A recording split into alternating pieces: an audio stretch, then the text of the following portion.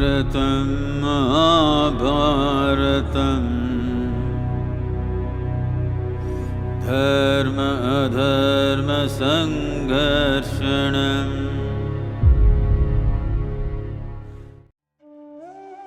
The Pandavas completed 12 years of life in the forest. They had to spend a year without being recognized by anyone. They decided to spend the year in some distant kingdom. After some deliberation, they decided to seek asylum in the palace of Virata, the king of Matsya Desha. They bent their steps towards Viratanagar.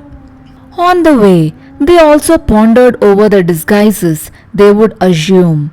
Yudhishthira said that he would go to the court as a Brahmin and assume the name of Kanka. Brihadashva has taught me Akshahridaya. I shall teach the king to play dice, he said. Bhimasena said he would call himself Ballava and serve as a cook in the palace. Arjuna said he would pose as a eunuch, call himself Brihannale and teach dance and music to the king's daughter. A Gandharva, Chitrasena, had taught him these arts during his stay in Indra's Amaravati. Nakula chose to call himself Granthika, and because of his mastery of equestrian lore and his proficiency in treating the diseases of horses, he would look after Virata's horses. Sahadeva said, I have made a special study of cows of various breeds and look after them. I shall be in charge of Virata's cow pen and be known as Tantipala. Draupadi said, I shall assume the name of Malini and I shall serve Sudeshne, the queen consort, as her Syrandhri, maid in waiting. Thus, the role each one was to assume was settled. Before they entered Matsya Desha, the Pandavas came to a cremation ground. There was a huge banni tree. The Pandavas made all their weapons into a bundle and tied it to one of the top branches of the gigantic tree. They also tied a scarecrow to the branch so that no one might climb up to the branch. When King Virata was holding court, a Brahmin came up to him and said that his name was Kanka, that he was a master of the game of dice and used to serve King Yudhishthira. Virata loved to play dice and so welcomed Kanka and invited him to stay in the court. Similarly, within a few days, Ballava, Brihannale, Granthika and Tantipala came to the court, told him about their expertise and joined service under him. Malini found employment as a maid in waiting with Sudeshne. Emperor Yudhishthira, Bhima, who was as strong as 10,000 elephants, Arjuna, the master of Gandiva, Nakula and Sahadeva, matchless in handsomeness and endowed with many splendid virtues, and Draupadi of peerless beauty, all began to live in Viratanagara as ordinary persons. They endeavoured to please King Virata and his wife Sudeshne. 10 months went by. Kichaka was the commander of Virata's army.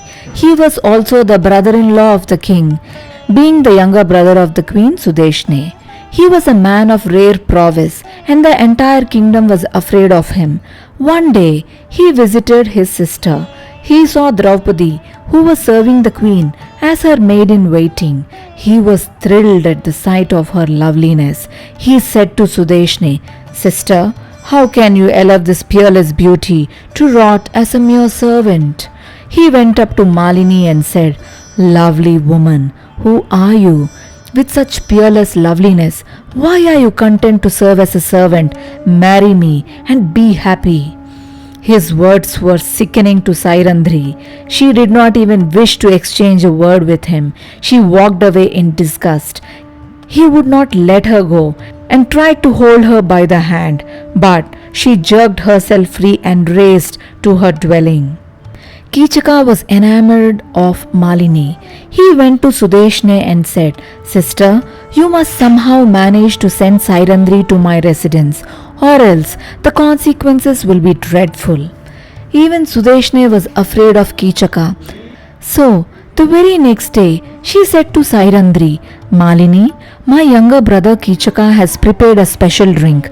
Fetch it. Malini said, Madam, I cannot go to your brother's house. He harasses me. If anything unseemly happens, my husbands, the Gandharvas, will not ignore it. They will kill him. So it is better that I do not go there. Malini's words made Sudeshne apprehensive, but she was mortally afraid of Kichaka. She wished to send Malini somehow or the other and said, Malini, fetch the drink from my brother's house. I am sending you, and so he will not trouble you. Malini had no choice and went to Kichaka's palace. Kichaka was waiting for her. The moment he saw her, he rose in joyous excitement and said, Come, Malini, welcome. Henceforth, this is your palace, and you are the queen here. Throw away the faded dress you're wearing. Take this silk dress. Take whatever jewels you fancy. So saying, he tried to put his arm around her shoulder. Malini threw away the vessel she had brought for the drink, and crying aloud, Save me! Save me! She ran away. Kichaka pursued her. Malini raced to the king's court. Kichaka caught up with her. Seizing her forelocks, he said, You slave, dare you spurn me? I will teach you a lesson, and punched her back. For the second time, Draupadi was suffering humiliation in royal court. Earlier, Dushasana had pulled her at her sari. Now, Kichaka was pulling her by her forelocks. And as at that time, now too, her 5 husbands were watching this heart-rending scene, and once again they were helpless. They could not reveal themselves. The period of their obscure life had not yet ended. Bhima was gnashing his teeth and was restless, not knowing what to do. Yudhishthira restrained him through his glance. King Virata was totally helpless. Although he was the king, he was afraid of Kichaka. He feared that Kichaka, menacingly valiant, might usurp his throne. So neither he nor his courtiers dared breathe loudly in his presence. Kichaka struck Malini again, spoke insultingly and went back. Weeping loudly, Malini entered the queen's apartments. That night, Malini came to the royal kitchen. The sight of Bhima immersed in his culinary efforts doubled her anguish. She said, Bhimasena, do my agonies have an end at all? How often am I to suffer such humiliations? I take it that you have no loving pride for me. Even the worst of cowards is incensed if another man insults his wife. But I am shocked that you, heroes among heroes, are silent spectators no matter what insults are heaped on me. Truly, you have no sense of shame. Leave alone me. Do you have any status? You, who displayed pomp and wealth as emperors and performed the Rajasuya, are now mere menials. Do you not feel ashamed? So she castigated him. Bhima had already pondered over all this and taken a decision. He said, Malini, brush aside your grief. It is inevitable that we should serve Virata in these disguises. Another 2 months and our present life comes to an end. And then we shall be free, free to live as we will.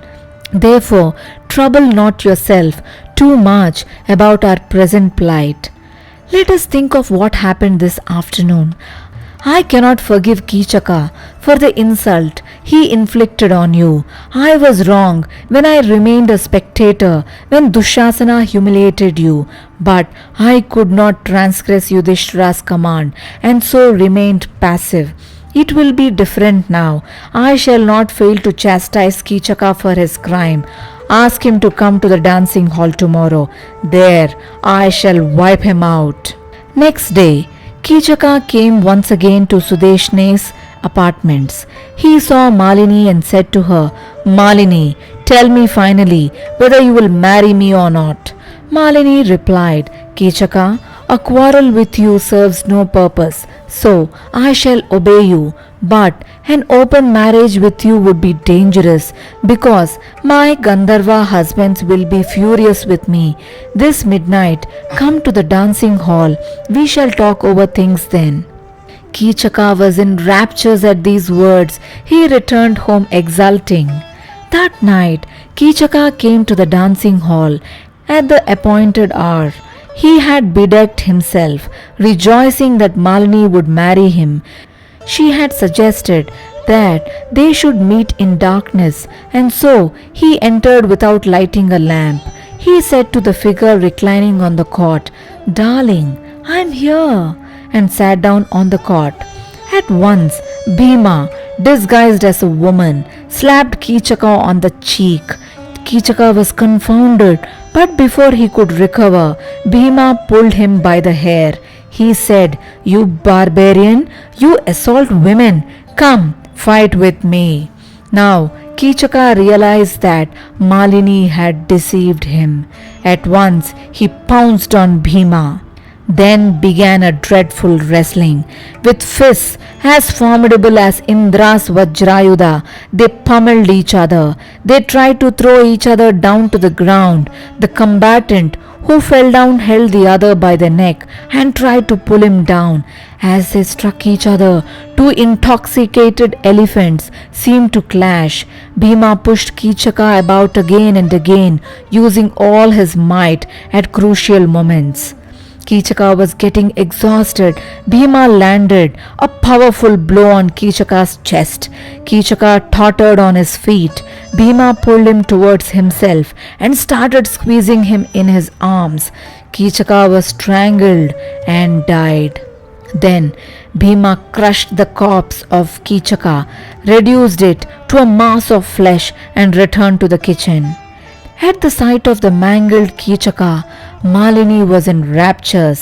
She went to the queen's apartments and shouted, "Come and see what my Gandharva husbands have done to the lustful Kichaka."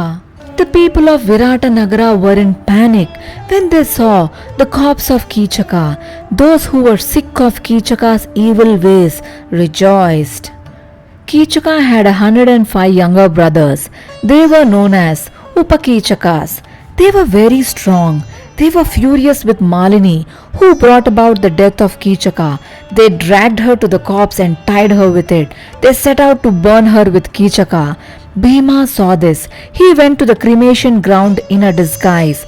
He pulled out a huge tree and waited for the Upakichakas, tree in hand. The moment they came there, he pounced on them. He began to lay about him with the tree. The Upakichakas tried hard to escape, but could not. They all fell down dead. Then Bhima freed Draupadi and burned the corpses of Kichaka and his brothers together. Malini returned to Viratanagara and reported that her Gandharva husbands had killed the Upakichakas also. From that day, everyone was afraid of Malini. They treated her with respect, but she displayed no arrogance or domineering attitude. She conducted herself with refinement and courtesy and was absorbed in her duties.